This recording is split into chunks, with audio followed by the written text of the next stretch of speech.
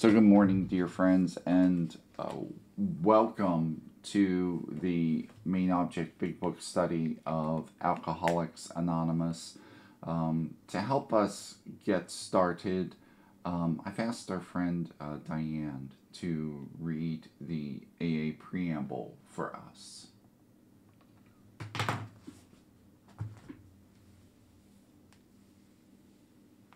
Good morning. I'm Diane. I'm an alcoholic.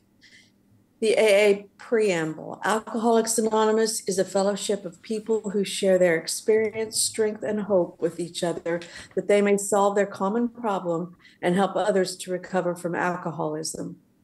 The only requirement for membership is the desire to stop drinking. There are no dues or fees for AA membership. We are self-supporting through our own contributions. AA is not allied with any sect, denomination, politics, organization, or institution, does not wish to engage in any controversy, neither endorses nor opposes any causes. Our primary purpose is to stay sober and help other alcoholics to achieve sobriety. Diane, thank you so much for your help today. Now I'm going to ask everybody to join me in a moment of prayer for the still sick and suffering alcoholics in and outside the room, followed by the serenity prayer.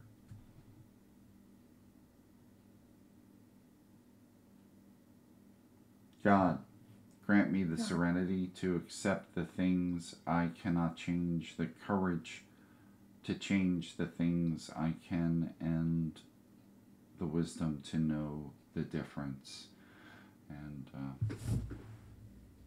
And good morning again, friends. I am an alcoholic. My name is David, and welcome to the main object big book study of Alcoholics Anonymous. We are a line-by-line big book study for those of you who may not have been here before, and our real purpose, that means we go slowly through the text, and our main purpose is really to, by going slowly, is really unlocking the power of the book to be a tool, our primary tool, or at least it's my primary tool for sharing this message and for practicing my own sobriety and connecting with a higher power in a way that allows me to not drink one day at a time. And so one of the things we do to help this process is we sort of segment the text into 5 different categories. And let me bring that up for you. And so there we go. And so those categories, what we find is that, again, in the first 164 pages, the text tends to fall into one of 5 categories, and that is questions, directions and explanations, promises, warnings, and history. And for first 4 of those categories, what we do is, again, it's all about making the book as user-friendly as possible. So one of the things I've found that's helped me with that is to highlight the different categories in different colors. And so that's why I often will say to people, bring 4 different highlighters to the meeting. And so just FYI, in addition, our format is I'll share on our reading today up until about 7 o'clock or so, and then we'll open it up for questions, discussions, your comments, all thoughts, whatnot. Just so people know too, there are just 2 more announcements. We are recording this meeting, but only my part is recorded because I don't want to record anybody who doesn't want to be recorded. So when I end at 7, I turn it off, and then we have an archive. And so on YouTube, the link will be posted for that in the chat, where you can pick up on previous meetings, or if you miss a meeting, you can catch up. Also, one more announcement, and this is more like a logistical thing that's really not going to affect much at all except what we call the meeting. And the reason is the name of the meeting is going to be changing December 1st. And it's not any big reason except for the fact that as I sort of take on more and more projects, because I have this meeting, I have the meditation meeting, I have an AA prayer group that I'm sort of facilitating, and I realized each of those has like a different name or a label, and it just gets confusing. Plus, the texting service I use is called by default it puts in conscious contact meeting, and so I decided to just keep it simple. Everything's going to be called the conscious contact. So this meeting, instead of the main object big book study, it'll be called the conscious contact big book study. And so that way the people don't get confused when they see a text from the conscious contact meeting. Does that make sense? Okay. All right. So that said, so look for that, and it'll be the same flyer, except instead of main object, it'll say conscious contact, all of that. So, and the same thing, if anybody's involved with the prayer group with me, that's transitioning to the conscious contact prayer group, and, just keeping it simple. So anyway, today, moving forward, we're picking up where we left off last week, and covering about a page of text we're in chapter 5, how it works, page 66, about the middle of the page. And we had just finished up with Bill going deeper into the rationale for our inventory, and actually telling us on the page before how to set up our columns and what each of the 3 columns meant. But if you'll remember, I said when you're writing this out, leave room for a 4th column. And we'll get in today what that 4th column is about, because that comes right from our text. So we'll go from that as well. And so ultimately, I think the point that he makes through all of this, which I think is a critical point, is in the middle of the last paragraph on page 66, which is, but with the alcoholic, whose hope is the maintenance and growth of a spiritual experience, this business of resentment is infinitely grave. And that notion about the maintenance and growth of a spiritual experience, that's really the core of what we're aiming for here. And so everything today, at least in my own program, everything I do to stay sober today is directed towards the maintenance and growth of that spiritual experience. It's why I work the steps. It's why I make amends to people. It's why I strive to have healthier relationships with everybody and be a contributor to everybody I encounter today. So again, we're starting off of if we were to live. So, and the first sentence is direction. If we were to live, we had to be free of anger. And by now it should be quite evident why that's so, because as he says in the paragraph before, it blocks us off from the sunlight of the Spirit. And we can take Bill's point that he makes elsewhere about resentment, that resentment is probably one of, if not the one of the deadliest things for cutting off the sunlight of the Spirit. It's like, I hate to use this analogy, it's like crack cocaine, in that it is so easily addictive and so destructive for us. The Grouch and the Brainstorm. And I looked up Brainstorm. I'm sorry, I'll just share with you guys. Brainstorm is just an extreme, like, passioned rant, for lack of a better term. It is really just there were various definitions, but they were all like this extreme state of anger.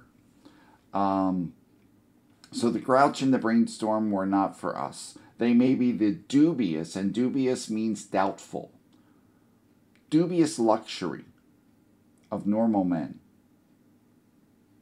But for alcoholics, these things are poison. That's all warning. Okay? So we have the first sentence as direction and the rest of the paragraph there, that small paragraph, as warning. So now more direction. We turned back to the list, for it held the key to the future.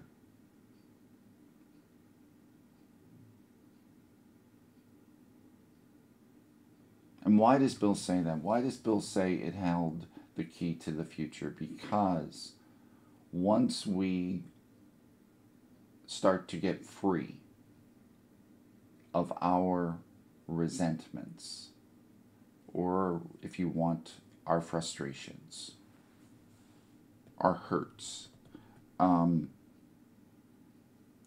what we then do is we unlock the power of God to come into our life in a much deeper and more thorough way than what we've experienced up to this point. We were prepared to look at it from an entirely different angle.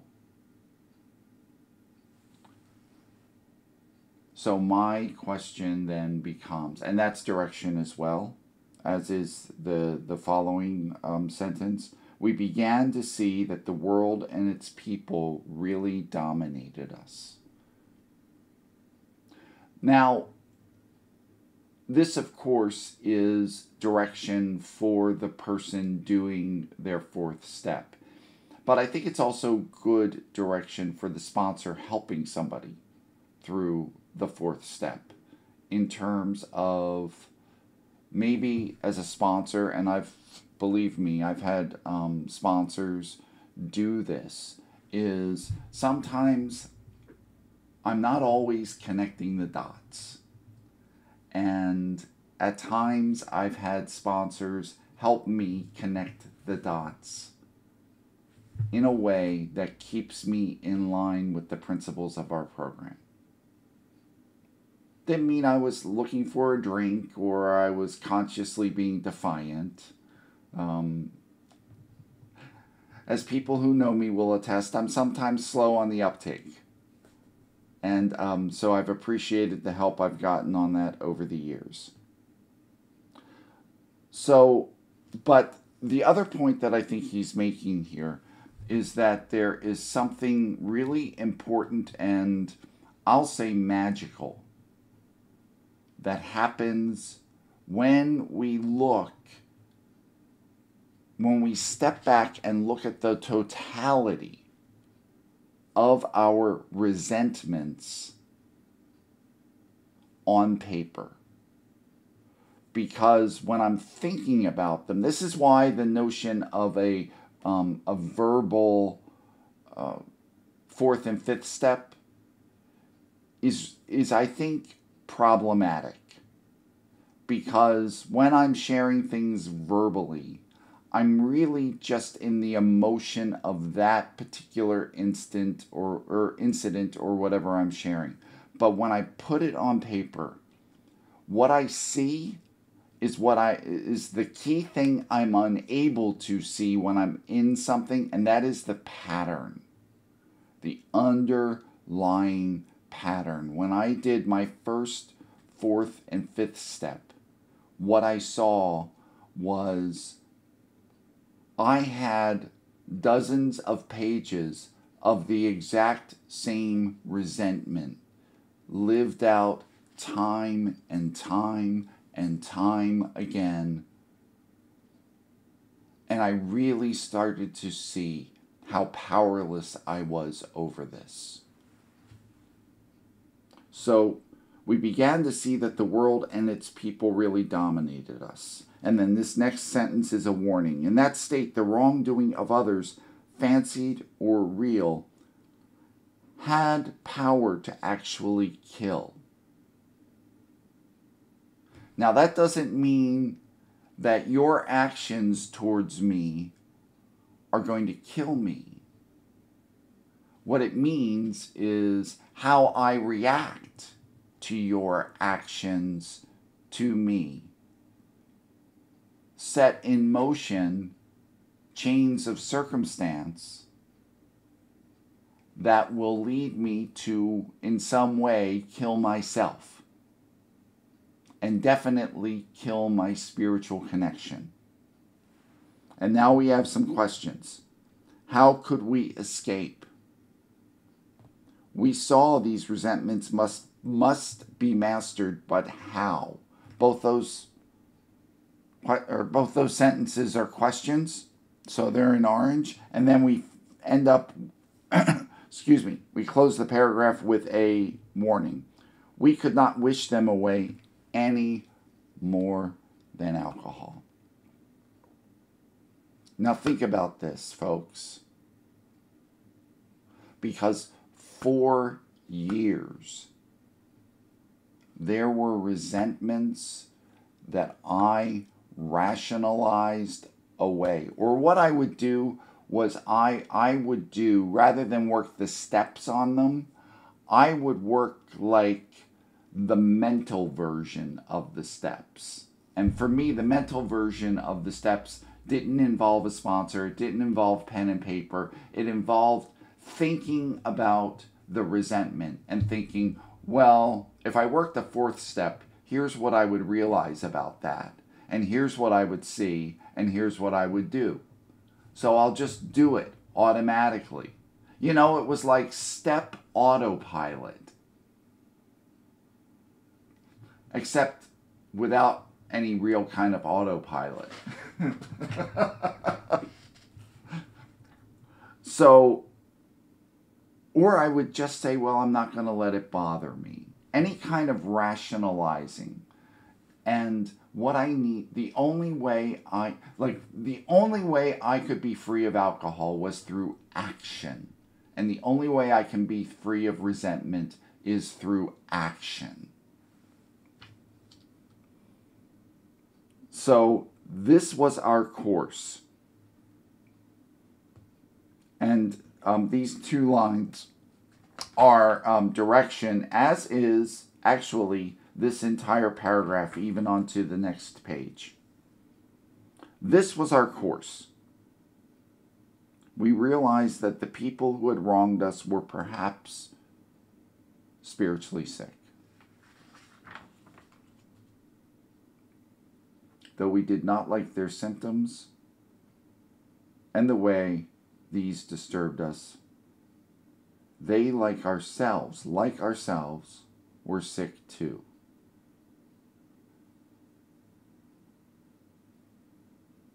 This is direction and or explanation, choose your term. But what it's really saying to us is that the people who wronged us are no different than us. We asked God, now here we go. We asked God to help us show them the same tolerance, pity, and patience we would cheerfully grant a sick friend. And what we have there, folks, is what we now call the sick person's prayer.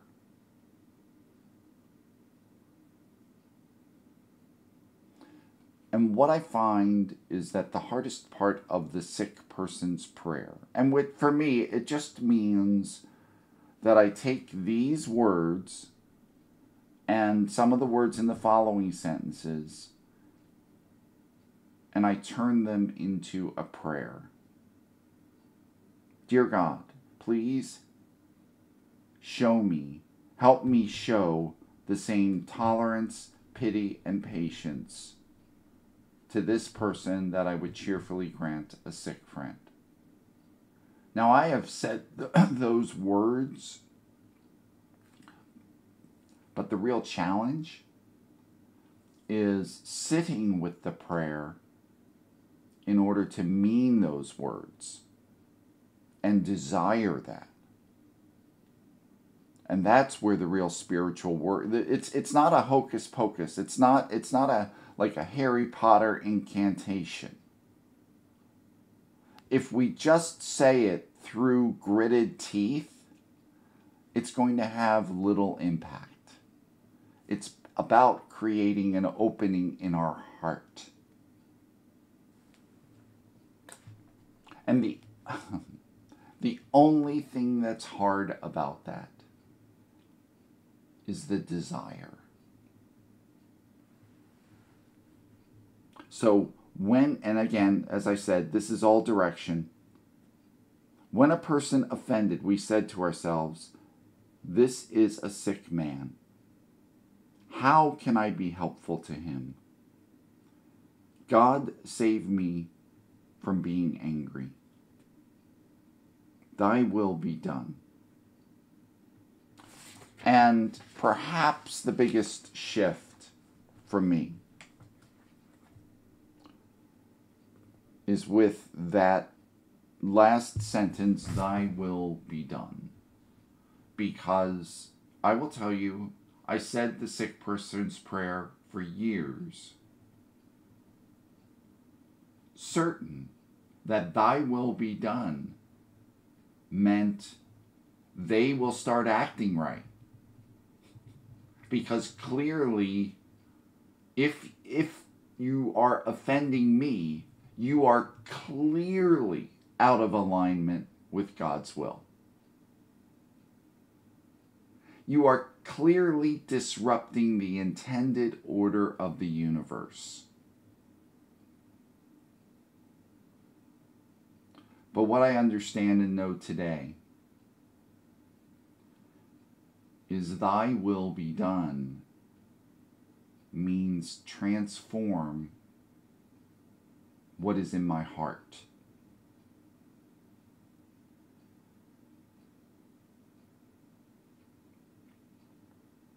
I hope that makes sense.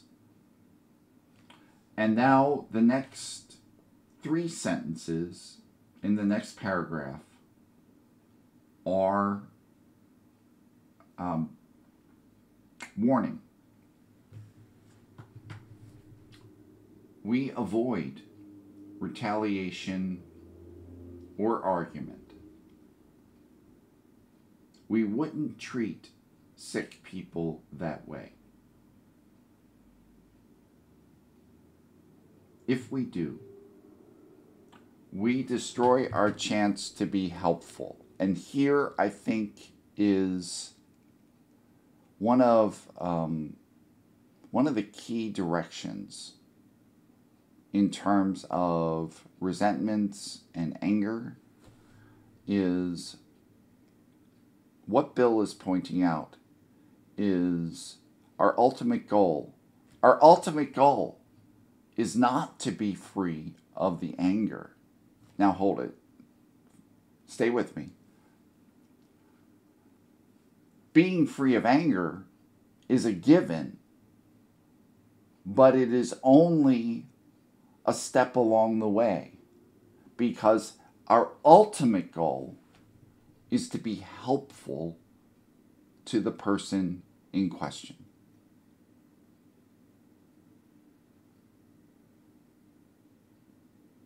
We destroy our chance to be helpful.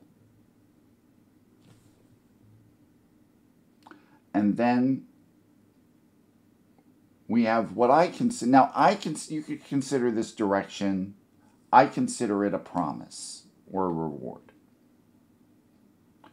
We cannot be helpful to all people. However, but at least God, and this is why I call it a reward, God will show us how to take a kindly and tolerant view of each and every one.